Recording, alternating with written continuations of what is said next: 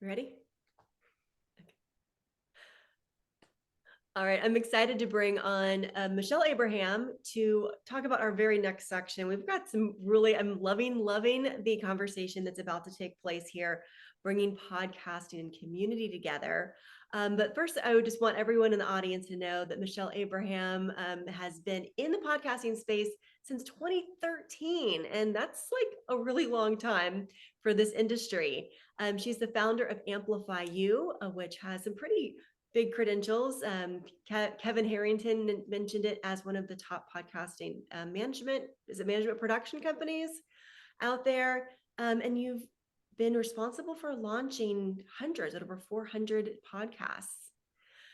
So Michelle, let's just jump right into the conversation. I'm so glad to have you here talking with our audience. And I mean, we've been partnering and going back and forth the last couple of years.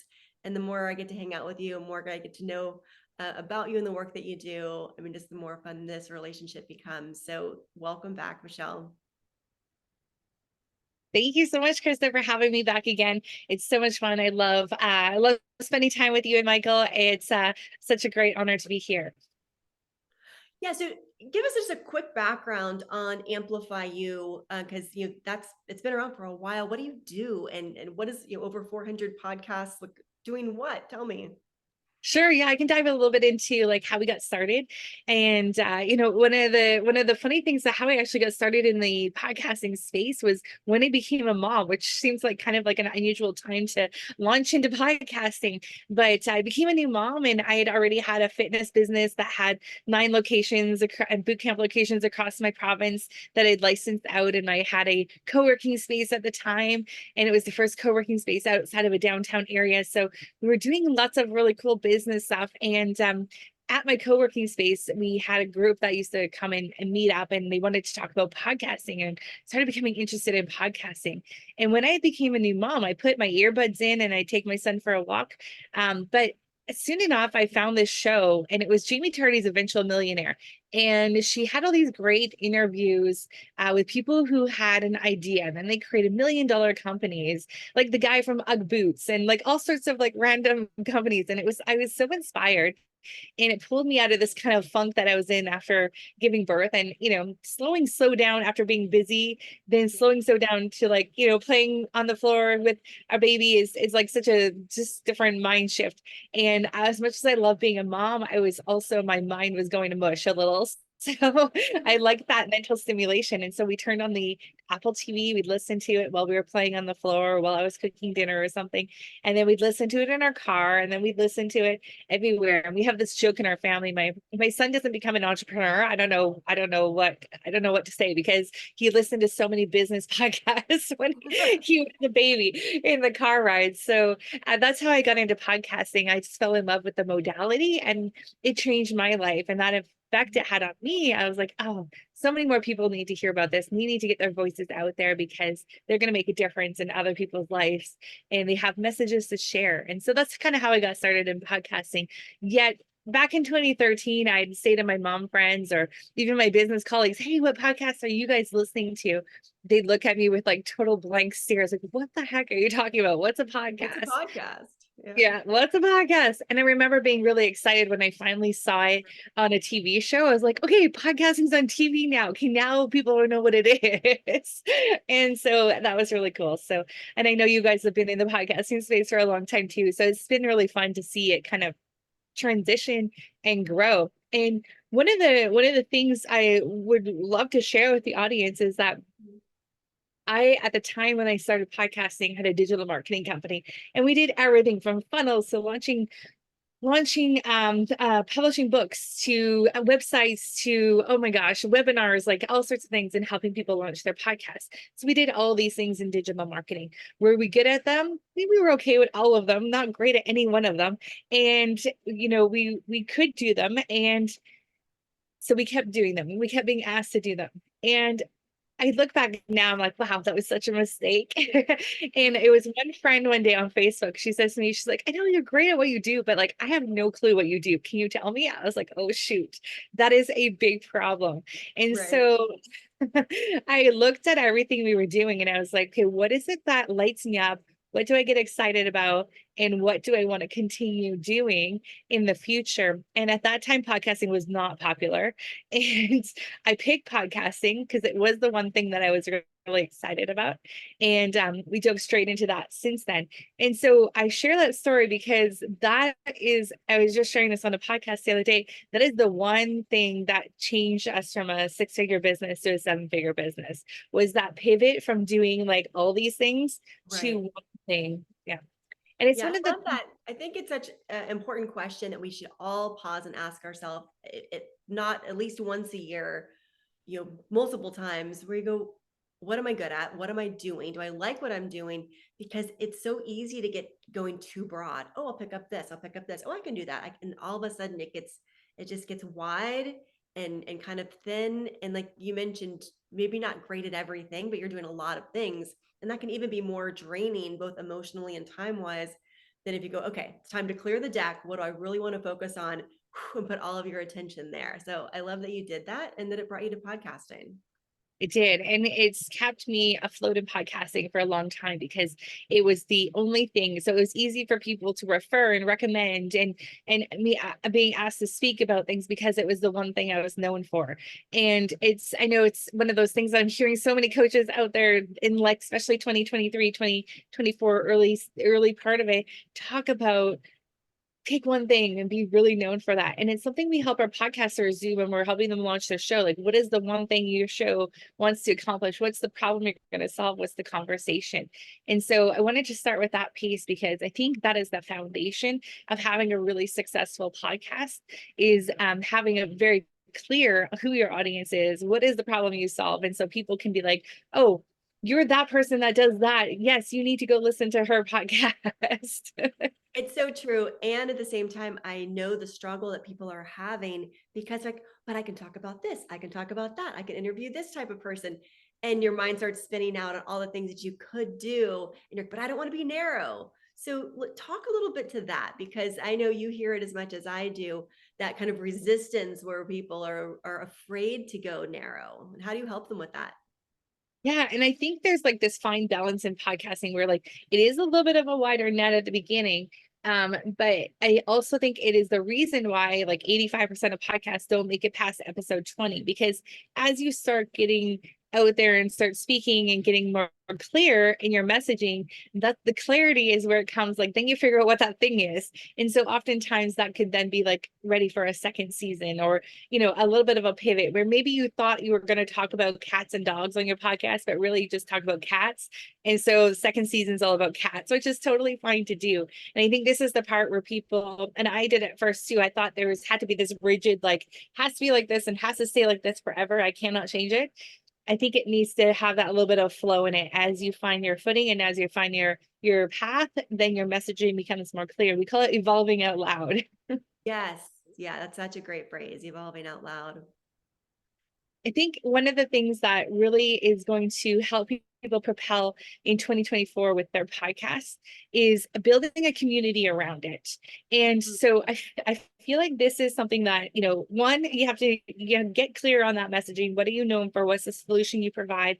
And how can people like refer you and refer people to your show in a really quick way? So get really clear on that first. Then once you have that clarity, you're going to start building a listenership of people who are there for that message, and they're more targeted in that space. So again, starting with that wider net, but making it really clear that what you talk about on the show is apparent. But the goal of the podcaster, I believe, is to get people from a listener to into a community as fast as you can.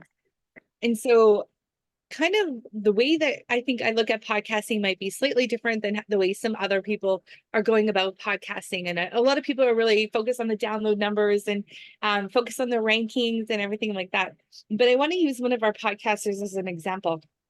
Her name's Amy Riley, and she's got this podcast that's called The Courage of a Leader. And the cool thing about her podcast is the way she's positioned her podcast is a way that she's never going to stop doing it. So Amy has an executive coaching business, and she is was having a hard time getting through all the red tape and coaching in corporations, right? So Right. having corporations as like your audience is your clients is pretty tricky. So there's a lot of people, gatekeepers, that are holding back for that from getting to the CEO, right? So she created a podcast that was all about leadership. And it's a conversation that's a little bit wider topic than what she can do as an executive coach in an organization. But the key is that her topic allowed her to get through the gatekeepers to invite the CEOs on to have a peer-to-peer conversation on the podcast. And while they're having this conversation, Amy's hearing all sorts of things that are in their organization, or how they do leadership. And then she's able to, after the conversation, now they've built this relationship. What else can I offer your organization? Can I come and speak? Do you need some support on this? And so it opened that door for her coaching, and it also filled her coaching practice. So that is a way that she was constantly in front of the right audience as the other person in the guest spot. So it's constant lead into her business. She also could have potential joint venture partners there, or referral partners. So maybe they're not a fit, but they can refer another guest to her show, or they can refer her to another organization or a conference. And then she's building a listenership and a community. So the goal of the podcaster is to have that perfect positioning on your show, so that you're never going to give it up, because it's constantly bringing you in front of the right people. And I would say it's like the best networking tool in the world. Yeah, it really is. And I appreciate you saying that. That's such a great example. Um, not to be taken lightly who you're putting in that other chair. And, maybe putting a word of caution out, not to just say, oh, who wants to be on my podcast, and let anybody sign up for it. But the more particular and specific I see people getting, just like you're using in this example, that becomes the point of conversation. And that's going to really drive, you can lead so much, but you want to have somebody in the other chair that is fulfilling your desire, your need, your direction for the show, for both that conversation and the audience. And sometimes the most important person in the audience is the other person in the chair, the guest that you've invited on. Exactly. I can give you another example of our Amplify You podcast. We have two types of shows we do. One's behind the mic, where we interview other podcasters. So either we've launched their show, or we have not launched their show, and we are curious about their show and what equipment they're using and how they organize their show.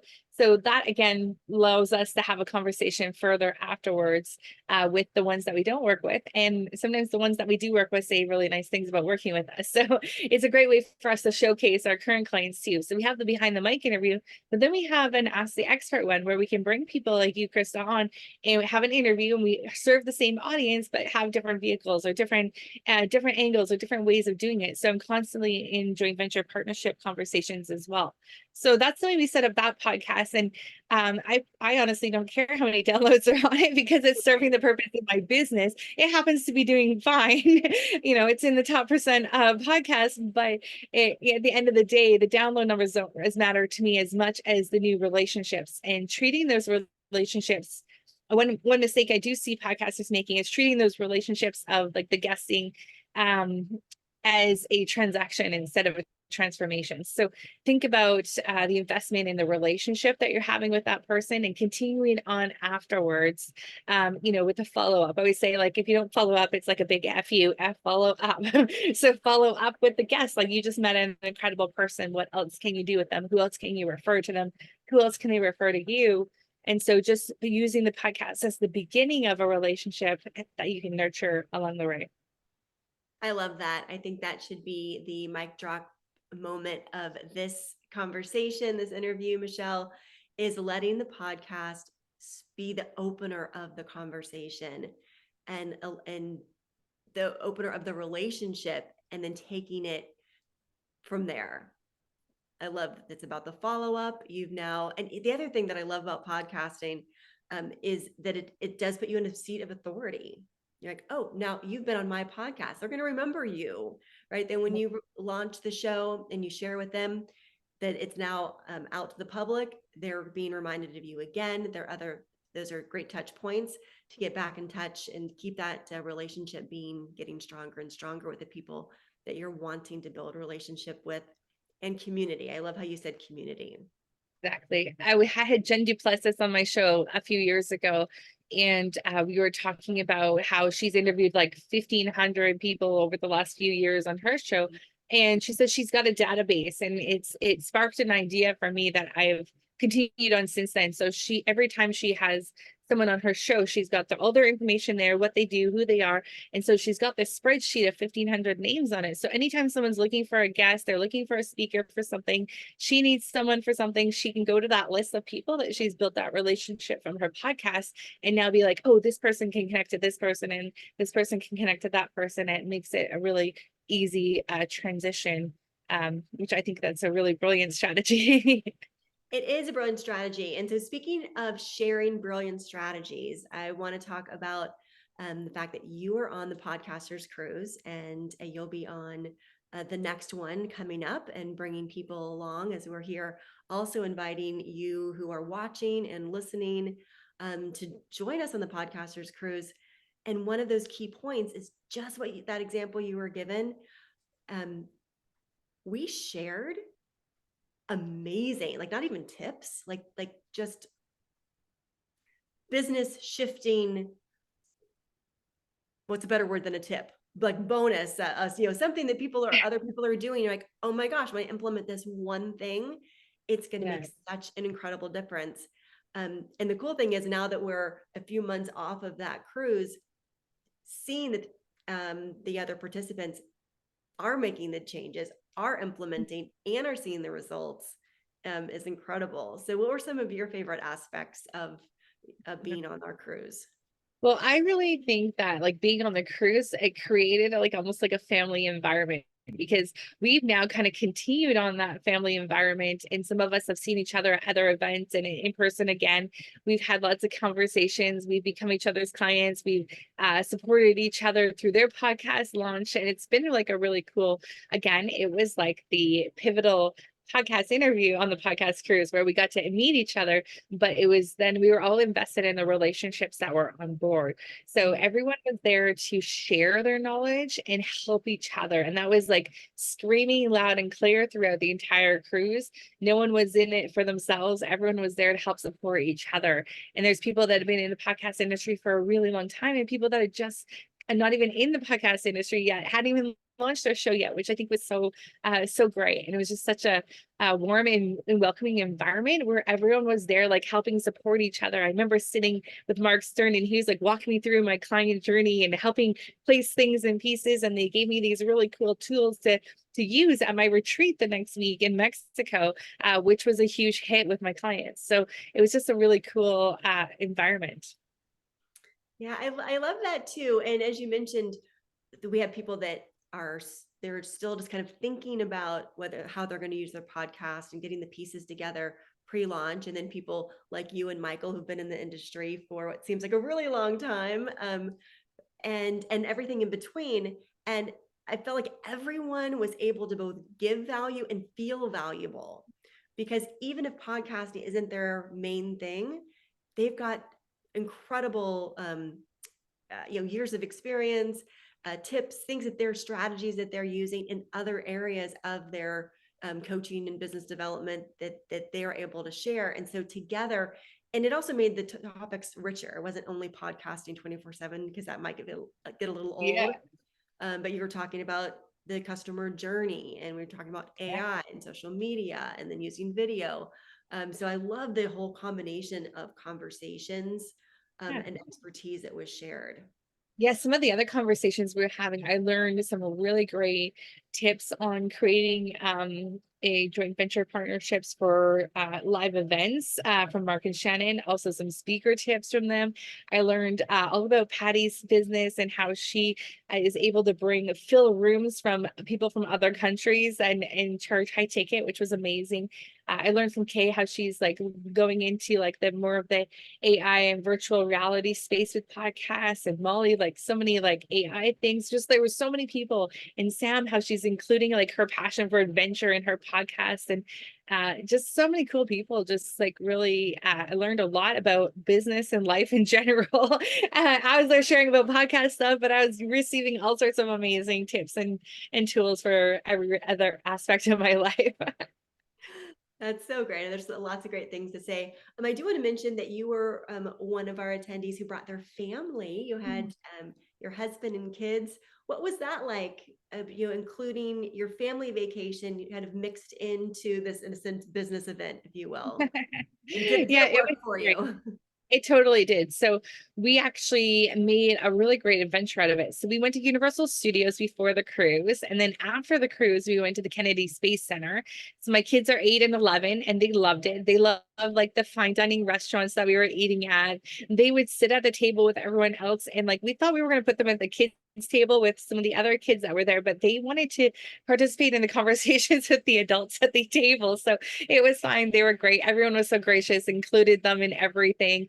They also got to hang out with some of the other kids and go water sliding with them and mini golf. And, so it was a great mixture of like being able to focus and do some business stuff and really connect with people. And then also spend some time with my family on a vacation. And it was a great combination for both. And so I highly recommend if anyone's thinking about bringing their kids on board, definitely think about doing it, because it's kind of like the way I want to do vacations in the future. Like I don't need to sit at the pool all day on the sea day. I can come and learn things and get network and connect and build my business at the same time while the kids are at the pool for a few hours. Like it works for me. I think it's a really great combination. That's great. It seems that all the kids that were there had a great time. I had all the kids sit together the first night. So we had the parents kind of at the table next to them, and kind of help break the ice so that, you know how it is. Otherwise, it'd be like by day 5 or 6, they kind of meet each other and now they're starting to hit it off. So we really help encourage them all to get to know each other right off the bat. And I have to say that Carnival does a great job with their kids programs of all different age brackets. So they're really happy in the kids club while you're off doing our classes, if you will. So I'm Exactly. glad to hear that it was a good experience for them. And I know that you're all signed up and ready to come again. What are you looking for that may be different, or who are you wanting to say, you really should be here? This is a good fit for you. What kind of person? Yeah, I think for me, I'm really excited about deepening the relationships of people that I already met last time, and also meeting some new people. And like the people we met, they weren't just like connections from an event and then we're not going to talk again. Like we've continued on talking. They're now part of a community. So we're talking about community, right? It is a community. We're part of a community together, and we have this experience to share from it. So I think this is the way to do business in the future, is experiences together, because it bonds you so much more quickly than even meeting on a podcast interview. So having an experience with everyone. So if you're looking to grow your business, if you're looking to start a podcast, or you're looking to grow your podcast, this is the place to be. The caliber of people that you and Michael have attracted to this is a very high level of people. So it's an honor to be in the room with everyone who is there. And it's really a great place for, like you said, everyone feels valued, supported, seen, and heard. And it's just a really wonderful environment. And so if you're thinking about coming, get on it. It is such a no-brainer. It obviously it's a business write-off too. So get on the boat. It's a lot of fun. And even my husband, who gets seasick, is considering coming again. he struggled a few days, but I think he's going to bounce back and come again too. Well, good, good, good. Looking forward to it. Michelle, thank you so much for sharing some new insights, completely different topic than I've heard you talk on before, because you just have so much that you can bring. And who knows what you'll be talking about once we get on the cruise.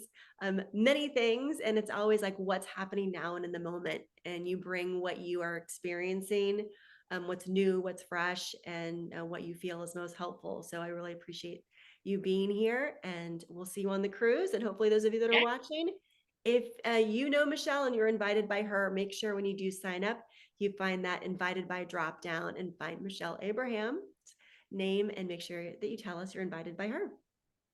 sounds good. Thanks, Krista, for having me. This has been All right. awesome. I can't wait to cruise again. See you next time. Good. Does that feel good? Okay. Yeah. You're still recording. Is that okay? Oh, I'll just end it when it's sorry. Okay. I I did. just want to It less said, oh, editing. I hit cancel.